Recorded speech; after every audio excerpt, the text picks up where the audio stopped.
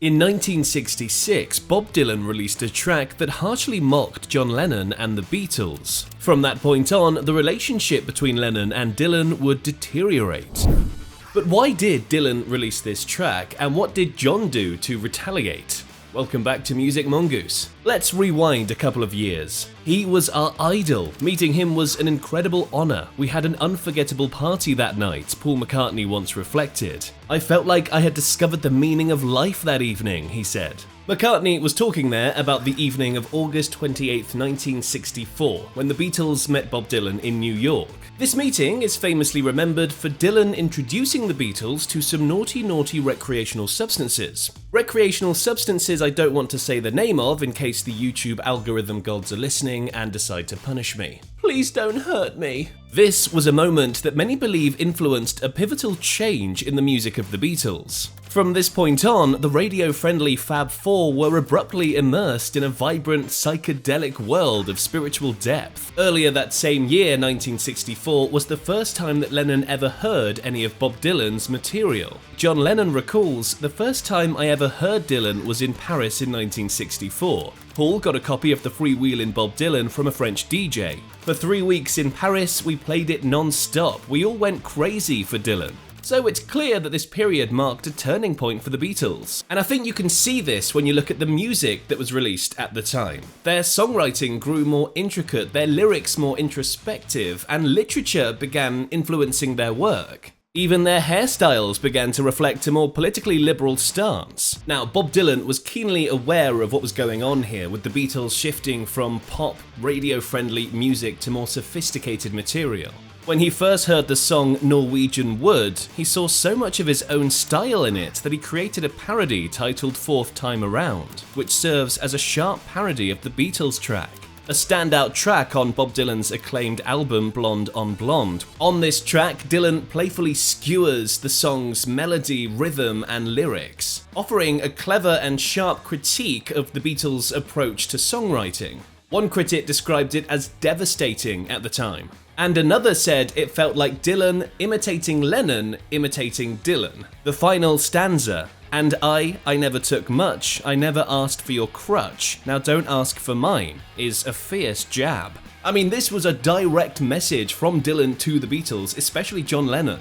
He was saying, "You think you can appropriate my style and just get away with it? Absolutely not. I'm the true innovator here. Show some respect. I've never borrowed from your music, so don't borrow from mine." Lennon acknowledged that his admiration for Dylan also influenced the creation of You've Got to Hide Your Love Away on Help. "I'm like a chameleon, influenced by whatever is going on. If Elvis can do it, I can do it. If the Everly Brothers can do it, me and Paul can. Same with Dylan," he said. Paul McCartney even went a step further in 1984, suggesting that the song was a direct imitation of Dylan, noting, "That was John doing Dylan, heavily influenced by Bob. If you listen, you can hear him singing like Bob." However, Lennon's admiration of Bob Dylan didn't last. As Lennon grew older and Dylan embraced Christianity, the once revered figure of the folk rock era began to lose favour with Lennon, who had once been one of his biggest fans. And more than a decade later, Lennon let his true feelings be known.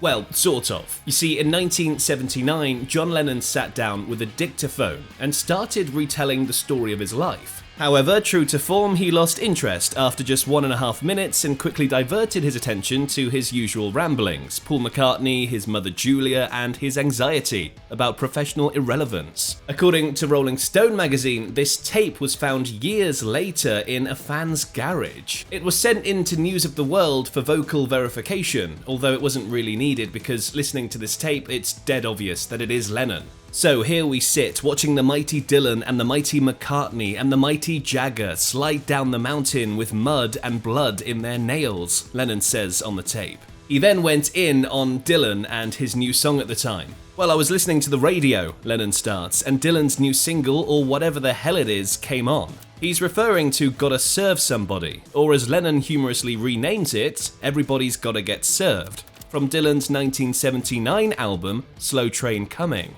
The first of his born-again Christian records with strong biblical themes. He wants to be a waiter for Christ, Lennon continues, chuckling to himself. His critique then sharpens, with Lennon adding, "The backing is mediocre, the singing's really pathetic, and the words were just embarrassing."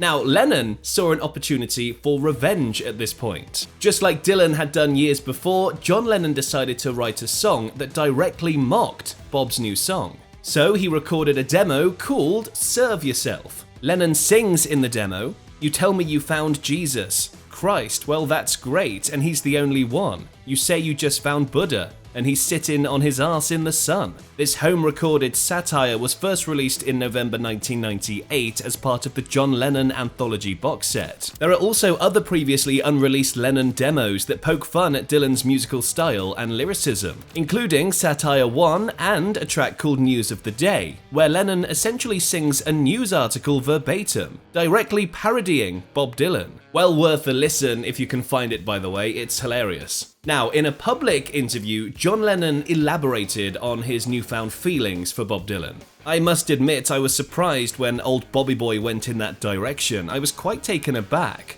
I was also surprised when he joined that Jewish group. That surprised me as well. Because all I ever think of when I hear about him is, and people can quote me and make me look foolish too, but all I can think is don't follow leaders, watch the parking meters." He continued, "It's the same man, but not the same man, and I don't want to comment on someone who is searching or has found their path, but what bothers me is when people say, this is the only way. That's my issue with anyone who claims this is the only answer. I'm not interested in that. There isn't just one answer to anything." Now, around the time of the 1980 home recording, John Lennon also shared his thoughts with author David Sheff. "You need to think in terms of process. Relying on your own spirit is healthy. If Dylan's interest in Jesus stems from a need to belong, then maybe the next phase will involve recognizing both the benefits and limitations of that experience." Now, there's obviously a bit of an irony here, because Lennon, by forcefully promoting his own beliefs in contrast to Bob Dylan's, was engaging in a kind of agnostic preaching himself, something Paul McCartney might call too many people preaching. However, this irony wouldn't have been lost on Lennon himself. His harsh comments about Dylan are surprising given the admiration he once had for him. But such contradictions are common in music. This duality is a natural part of musicians and something Lennon embraced. German philosopher Arthur Schopenhauer, whom Lennon admired, once said, "The profound depth of music, which is both easy to understand and yet inexplicable, is because it reflects all the emotions of our innermost being." And of course, Lennon expressed this inner depth in many beloved songs over the years. In the track Mother, for example, he used primal screams to confront his past. In Nowhere Man, he shares his anxieties. And in Jealous Guy, he acknowledges his flaws and struggles to overcome them. Similarly, these home dictaphone recordings from 1979 shows Lennon expressing a raw and difficult side of himself. This harsher aspect of his personality reflects the dual nature of his character, a mix of messiah and a rebellious figure. Lennon was aware of this duality, and his critical remarks about Dylan and others were part of his ongoing self-mythologizing. This, too, is a lesson he learned from the enigmatic Bob Dylan. And of course, Lennon has a bit of a history of being feisty and sometimes physically violent. In 1969, for example, he had a fistfight with George Harrison. Now, this fistfight was completely hushed up by PR and label managers. You can click the video over here to find out how that happened.